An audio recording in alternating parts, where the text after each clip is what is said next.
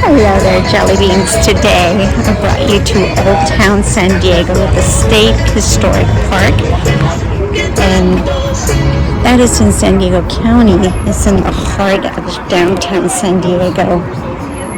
Now keep in mind that the first people in California, or in this area, were the Kumeyaay, which most people can relate to Viejas Casino, because Viejas Casino is within the Kumeyaay people's territory, their land. However, so the first Europeans that arrived in this area was Cabrillo back in 1542. He arrives and he is met by the Kumeyaay. Soon after, settlers come and go, and then Father Serra, he is the first one to establish a permanent, what became a permanent mission out of 21. This area became a historic reserve, something that is what we can recognize as today.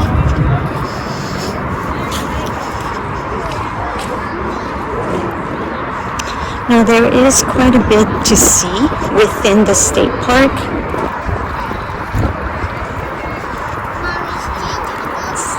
Most of the things that we're going to see are going to somehow bring back what people used to do back in the day. Remember that California, and especially San Diego, went from the Kumeyaay, which were then taking their lands away by the Spanish,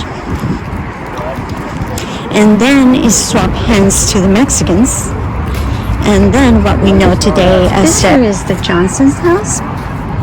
A house that was built in 1869. It's a single wooden frame building with front porch, built by George A. Johnson, the son-in-law of Tomasa Pico de Alvarado.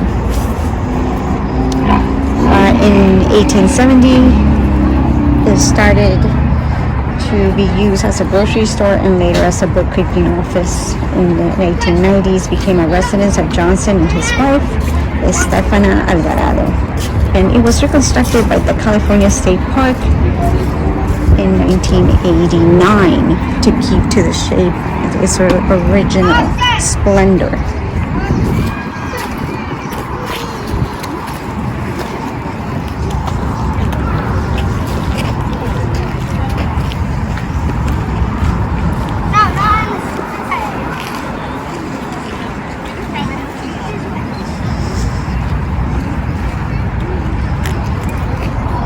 That there is the Cosmopolitan Hotel.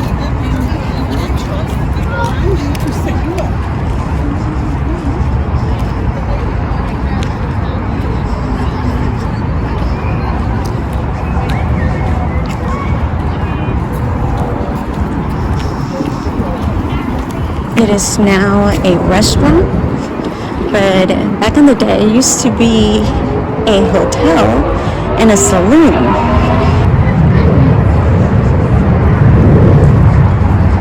We're going to walk across so we can see the building here. San Diego County, especially here in Old Town, they have one of the first adobe houses that were built by Mexicans. And this here is La Casa de Estudillo. It's a museum.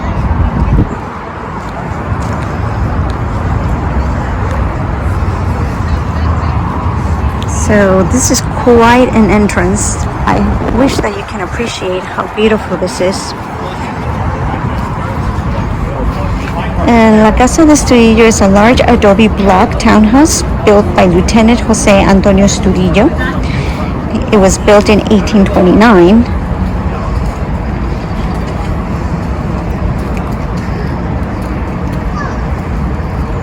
In 1908, Hazelwood Waterman was hired to restore the house, which had fallen into disrepair. And as of 1932, it was listed as California Historical Landmark. In 1969, it was restored by California State Park. And in 1970, it was listed as a National Historical Landmark. Let's go ahead and go in. And this feels amazing. It's beautiful.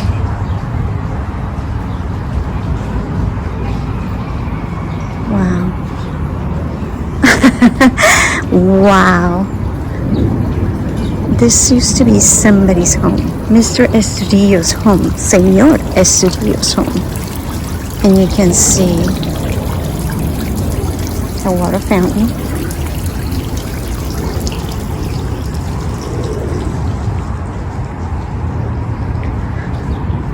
It has ubiquitous vegetation.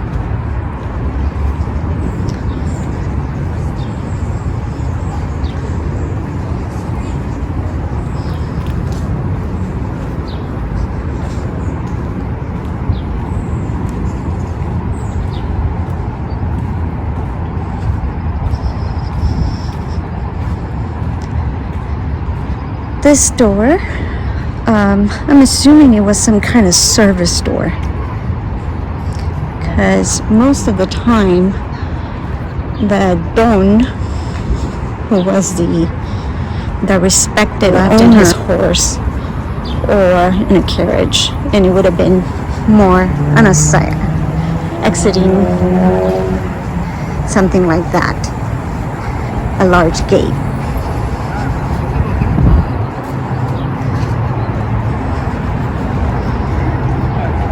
There seems to be vines,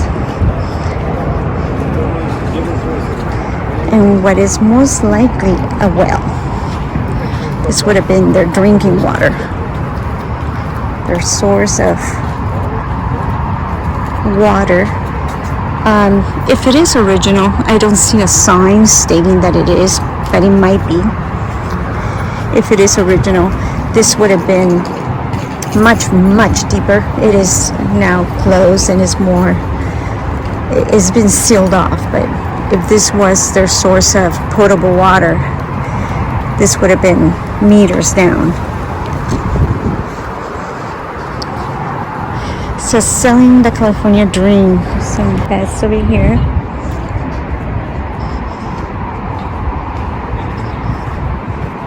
Oh, look at that. This would have been their oven. So this is very typical of a Spanish Mexican home back in that time.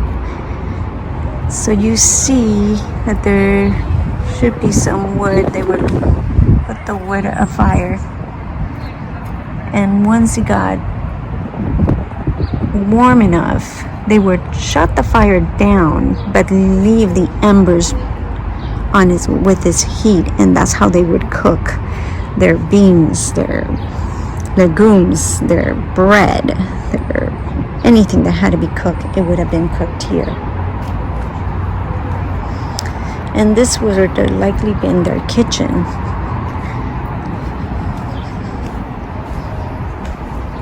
Look at this bench.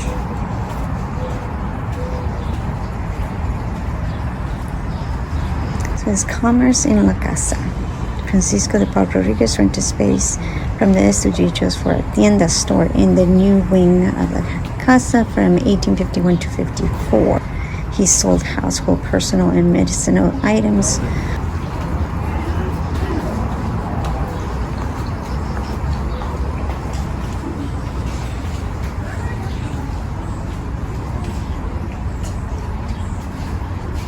So here we see there says a growing family. In addition to their own 9 children, Jose Antonio and Maria Victoria Estudillo took in her sister's 2 orphan children in 1842, adopted 2 Quechan Yuma children around 1846, and added 4 grandchildren to the household after the death of the daughter Maria Antonia Nutria Estudillo de Petronarena. In 1851, Mexican and Native American servants lived with the family and helped care for the many children.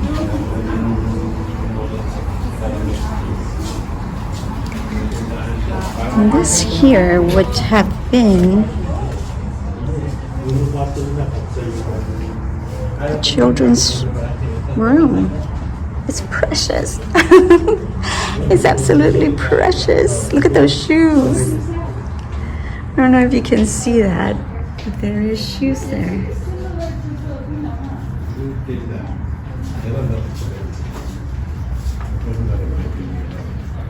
They would wash there and play with the dolls.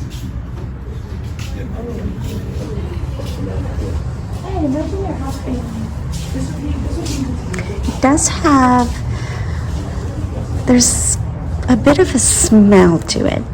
I think everybody can relate. When you open an old book or something, you can smell that in the air.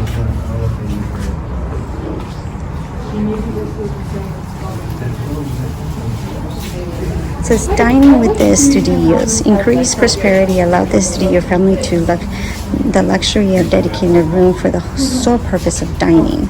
Displays of an elegant serving dishes and utensils and meals served on matching china express their status.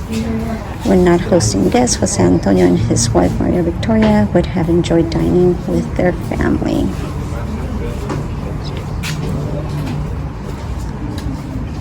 Wow, this is pretty epic. This would have been quite a scene back then. You see the sideboard table over there, the chairs, the upholstery, the glass, and the silver. Would have been quite a spread served.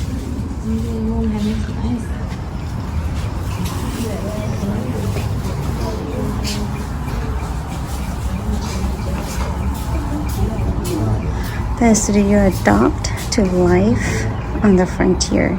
In the 1830s and 1840s, the Estudillo's success in Alta California arose from their ability to adapt. The family adjusted to the remote conditions thousands of miles from central Mexico and supply sources. They found ways to improve their lives and found opportunities for investment through social connection, business opportunities, and changing governments. And like I mentioned earlier, this land went from Kumaya land to Spanish land to Mexican land, and then to what we know today as the U.S.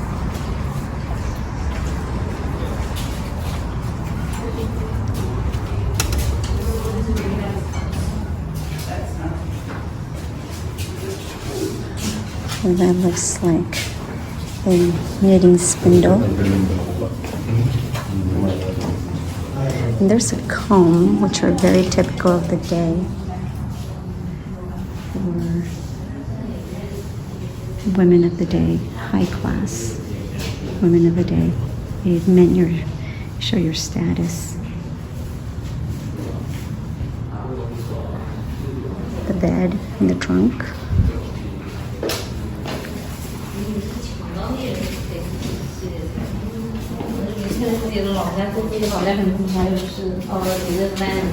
And let's keep in mind that even though this home transferred from Spanish to Mexican people remain extremely Catholic even after the Spanish had evaded power.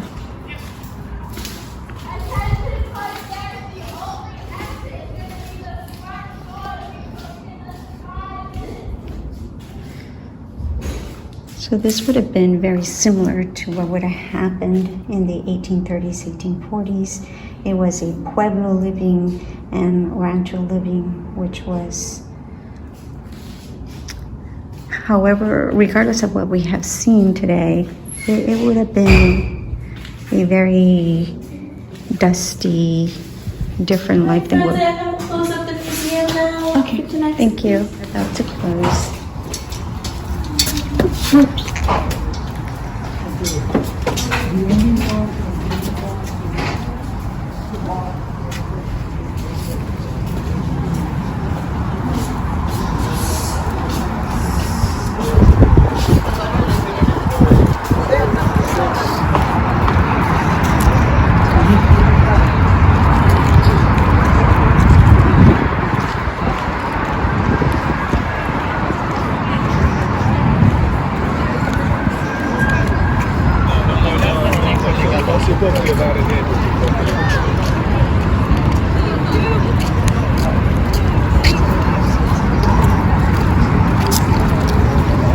Okay, so right in front of us we see the San Diego Courthouse and City Hall.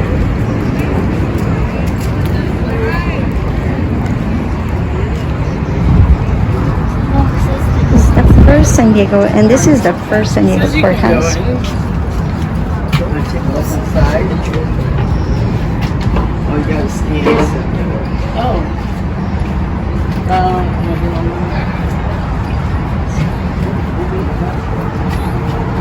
This is the first San Diego Courthouse. It was first a fire brick structure in San Diego, constructed by the Mormon Battalion in 1847. Then in 1849, it became the headquarters of the U.S. Boundary Commission. Sadly, in 1872, it was destroyed. The original building was destroyed by fire, and then in 1992, it was reconstructed by the first San Diego Courthouse Inc.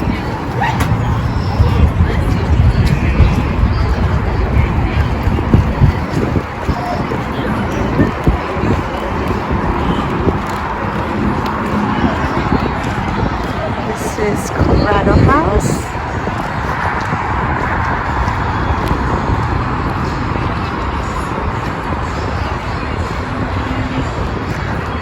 Cigars and Saloon, Bank Exchange.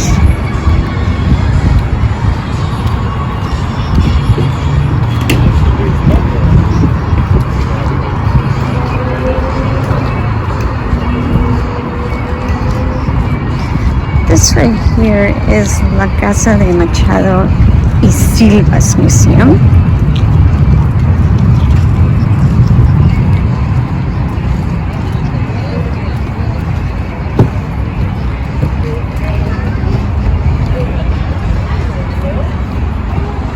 This structure was built on adobe by the Machado family for their daughter Maria Antonia and husband Jose Antonio Nescasio Silvas in 1843. La Casa de Machado y Silva was actually a service as a business, including a wall saloon, a restaurant, and then later on another restaurant, from 1854 to 64.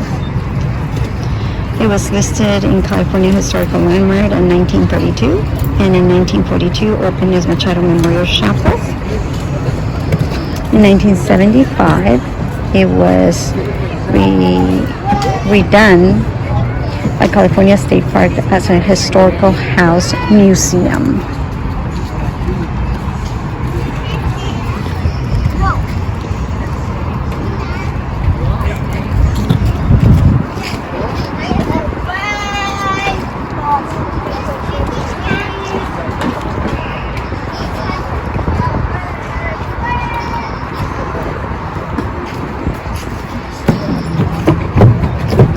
This here is a U.S. house, two-story prefabricated wood building built by John Hayes and Charles Newell. First story may have been an early adobe home.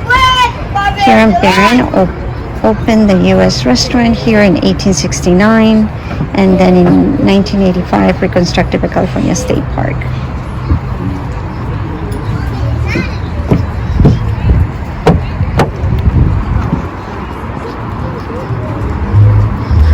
this looks to be another adobe building. Is the San Diego House. In 1849, Petra Provinciano, a widow, sold her family's adobe to American trader Henry Fitch. And then he sold the property to Richard Freeman, an African American.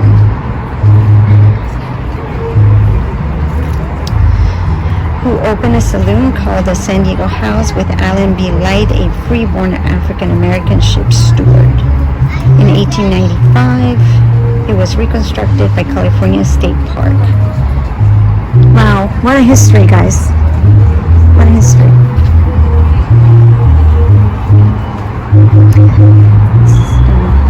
This is La Casa de Machado y Wrightington, excuse me. So in 1930, adobe built by family of Juana de Dios Machado.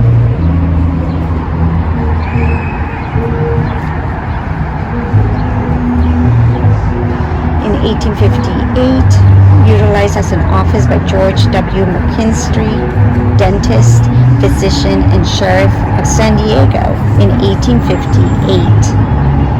In 1985, the structure itself was reconstructed by California State Parks. So this was used as a DDS office, physician and sheriff. Pretty amazing.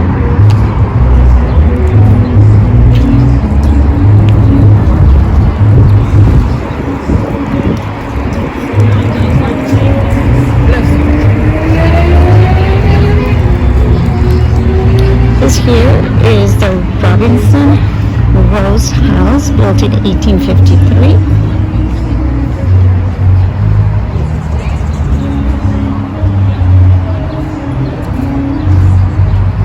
It's a two-story adobe with an upper level balcony built by James J. Robinson for his residence and law office.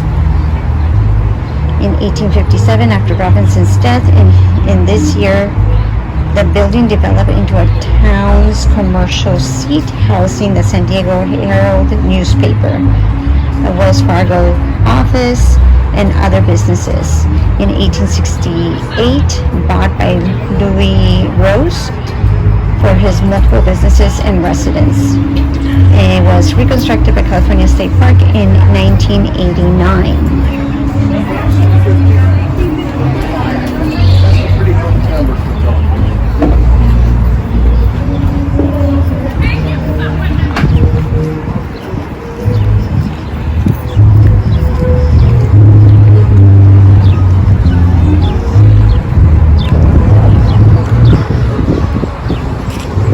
I showed you guys the main structures, the main buildings. Anything outside this area is to consume beverages or food. And you can see that there is a grass area where the United States flag and the California flag fly high up above.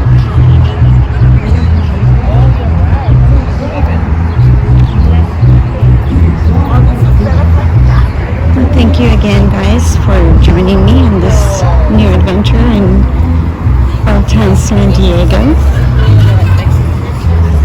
If you can and want to experience this for yourself, please do so. It's quite an amazing place, and there's so much history here.